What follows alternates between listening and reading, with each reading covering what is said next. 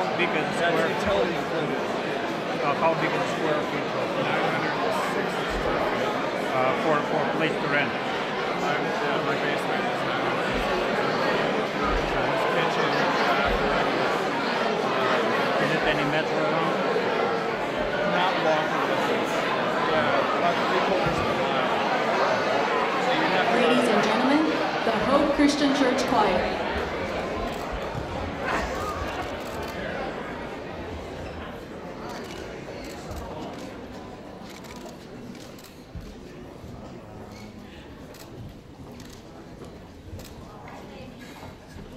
Yeah, it's dark.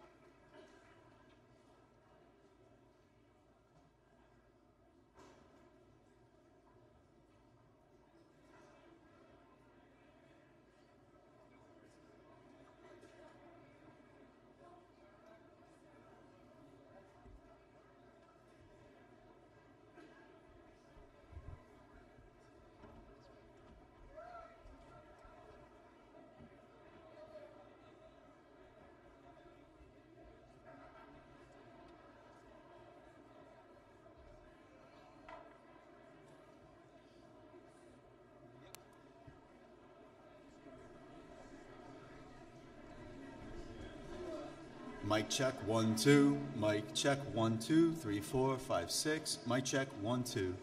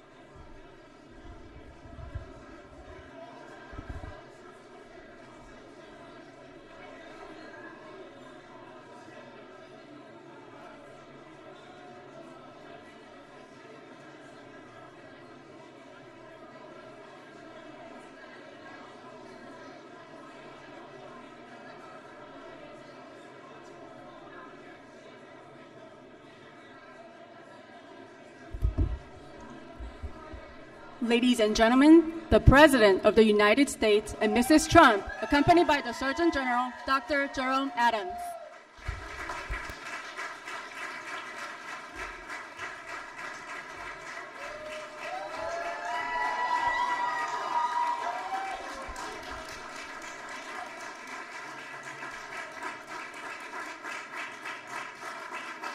Thank you very much, ladies and gentlemen. I really appreciate you being here. And it's an honor for the First Lady and I, and a true honor to have everybody, all of you, many of my friends in the White House. Our great Vice President is right here, so thank you, Mike, and so many of our wonderful cabinet. It's really a terrific day, and it's so much fun to have you here to celebrate a very important element of our culture and our life, African American History Month. Right? We're very glad to be joined by our outstanding Surgeon General, Dr. Jerome Adams. Jerome, thank you very much. I also want to recognize our great Secretary of Housing and Urban Development, Dr. Ben Carson. Where's Ben? Great guy, great friend. And thank you to all members of our cabinet and all of you who are here, and some of you came from far because this was very important for you to be with us today, and thank you very much. And to the Hope Christian Church Choir, I heard that sound outside. I said, that is a beautiful sound I'm hearing, and Alveda King is my friend, and you were saying, I saw you just really moving to the music, Alveda, so thank you very much. Special person, and really right from the beginning. So thank you very much for everything, Alveda. I was privileged to sign the Martin Luther King Jr. National Historic Act just a few weeks ago with Alveda by my side, and that was such an honor. I also want to thank you and Naomi Earp, who is with us, for serving on the Frederick Douglass Bicentennial Commission. Thank you very much, Naomi. Thank you very much. As we mark 200 years since the birth of a truly great American icon. 200 years, that's something. As we come together to celebrate the extraordinary contributions of African Americans to our nation, our thoughts turn to the heroes of the civil rights movement, whose courage and sacrifice have really totally inspired us all. Through their brave and really incredible journey, perseverance. They've gone through tremendous perseverance. They've lifted up the conscience of our nation and made America more just, more equal, and more free. From the pews to the picket lines, African American civil rights champions have brought out the best in America, calling us to live up to our founding creed and to the truth that we are all made equal by God. Yeah. This year we honor a special theme, African Americans in times of war. African Americans have fought courageously in every war since the Revolution. Long before our nation righted the wrongs of slavery and segregation, African Americans gave their hearts, their sweat, their blood, and their very lives to defend the United States, its flag, and its highest ideals. Thank you. The very proud history of African Americans serving our country in uniform began all the way back at our nation's founding. They joined units like 1st Rhode Island Regiment, the first all-black unit of American warriors. Many were slaves, and in exchange for their service, they were promised their birthright of freedom. These soldiers bravely repelled repeated assaults by enemy forces in the Battle of Rhode Island. Later, they fought at Yorktown, where the British ultimately surrendered and America's independence was won. And they would not have surrendered so easily and so quickly without you, that I can tell you. Decades later, African Americans volunteered to fight to preserve our Union in the Civil War. Among them was a soldier named William Carney, who was born a slave in Virginia and later enlisted in the Union Army. During the Second Battle of Fort Wagner, Sergeant Carney saw the color guard of his unit fall, and he was mortally wounded. Immediately, he threw down his rifle, raced to grab the flag, and carried it forward, planting it on the walls of the fort.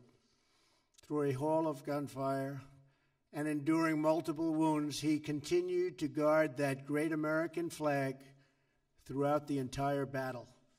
He later remarked to his comrades that the old flag never touched the ground. That's a big deal. Sergeant Carney's extraordinary valor made him the first African American to be awarded the Congressional Medal of Honor, highest award.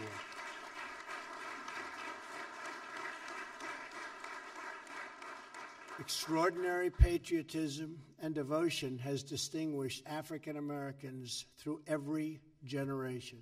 It has inspired acts of heroism and sacrifice that have engraved these heroes' names into American history. Names like that of Charles Nesby, who join us here today. Charles? That's what I thought, Charles. Thank you, Charles. Incredible job, incredible guy. Charles followed in the footsteps of his father, a famed Tuskegee Airman, and distinguished himself as a naval aviator and graduate of the famed Top Gun. That's a lot of courage, right? Thank you. Charles went on to command an air wing and served as the director of the VA Center for Minority Affairs with great distinction. To Charles and all of those here today who have served, you have earned the everlasting gratitude of our nation. Charles and everybody, thank you all. Thank you. Great courage. You defend for all Americans the same beautiful dream that inspired Frederick Douglass, Harriet Tubman, Booker T. Washington, Rosa Parks, Dr. Martin Luther King Jr., and countless others. It is the dream of a nation where every citizen, regardless of color, religion, or background, can grow up to succeed and to thrive. A nation where every family is safe, where every community can prosper, and where all Americans can stand tall and proud and free. I know this vision of freedom, equality, and dignity lives in the heart of every American patriot. And just like so many African Americans throughout our history who have struggled and sacrificed for freedom, we must do our part to make that vision real for every single American. As long as we have faith in our citizens, confidence in our values, and trust in God, we will not fail. We will protect the birthright of freedom for all Americans. I want to tell you, we've made such incredible progress over the last year. It was just announced, and perhaps you heard me say it, we had the lowest African American unemployment rate in the history of our country. That's, Charles, that's good. Alveda, it's an honor of you, Alveda. Lowest in the history of our country. So we are very, very proud of that. I want to thank you again all for being here. God bless you, and God bless America. God bless America. Thank you very much. I now would like to invite our really terrific he's very young. I won't ask you how old, but you are a young guy. Surgeon General to the podium. Thank you very much. Thanks.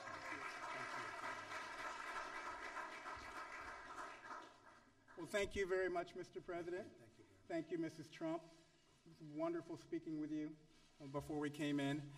I'm really, really honored to be here to honor the history of Black Americans. I'm humbled to be here today with all of you, with my family, and with an audience of Black leaders to celebrate Black History Month.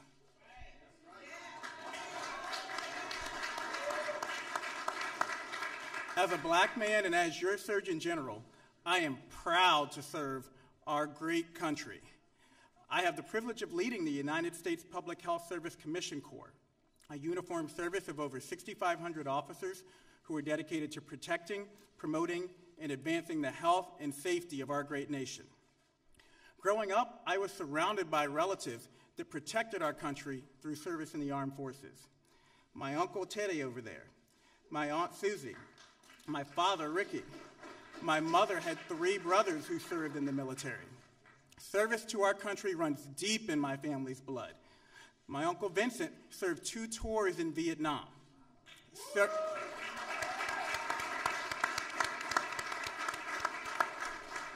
Service runs deep in our family, and it runs deep in the Black community. In high school, I applied to the Naval Academy, but my asthma prevented me from serving at that time. However, my time spent in the hospital due to asthma enlightened me to another form of service, the medical profession. The first time I ever interacted with a Black physician was in college, when I had the opportunity to meet Dr. Ben Carson. To see a Black man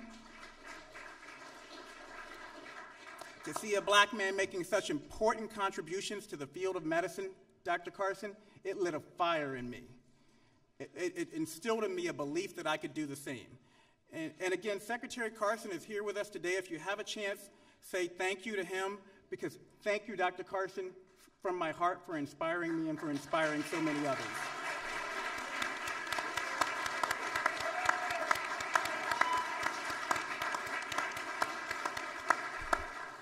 As this year's theme for Black History Month is African Americans in the military, I'd like to share a really brief story with you. In the mid-19th century, Alexander Thomas Augusta dreamed of being a surgeon, but he was refused entry to U.S. medical schools because of the color of his skin. Undeterred, he enrolled in medical school in Canada. When the Civil War broke out, Dr. Augusta offered his services to President Abraham Lincoln. He was commissioned as an officer, becoming the Army's first ever African-American physician. He went on to become the first African-American professor of medicine in the entire country, working at the newly formed Howard University right here in our Washington, D.C. Dr. Augusta was honored as the first African-American ever to be buried in Arlington National Cemetery. And following in the footsteps of leaders like Dr. Augusta, today we have trailblazers like General Nadja West. General West, raise your hand so everyone can see who you are.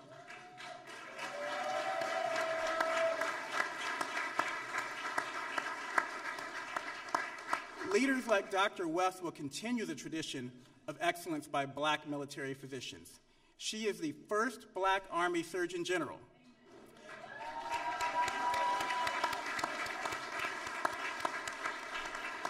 She's also the highest ranking woman ever to graduate from West Point. And you all can say it. Go on, girl. You can give her one. She and I are working together with the other uniformed services to improve the health of our service members in the communities they live in. Unfortunately, our service members are less fit and less ready to deploy than at any time in modern history. 7 out of 10 of our 18 to 24-year-olds are ineligible for military service. To be blunt, our poor health is a threat to national security. It is also critical to remember Black Americans are more likely to bear the brunt of poor health in our communities. If we want to continue to build a safer and more equitable America, we must address the health disparities and inequities among black communities that limit their opportunities to thrive and limit their opportunities to serve our great country. In closing, I'm honored to be here with you, Mr. President, Mrs. Trump, to celebrate Black History Month. The contributions of Black Americans are an important part of our nation's history. Mr. Trump, you've given me a unique opportunity as your Surgeon General to be a part of that great history. And for that, I'm more grateful than I will ever be able to express to you, sir. Extremely grateful.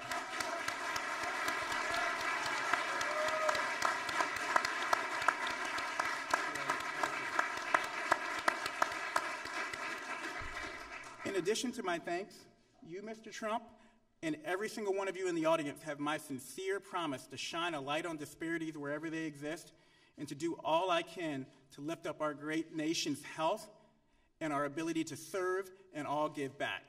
Thank you, and God bless America.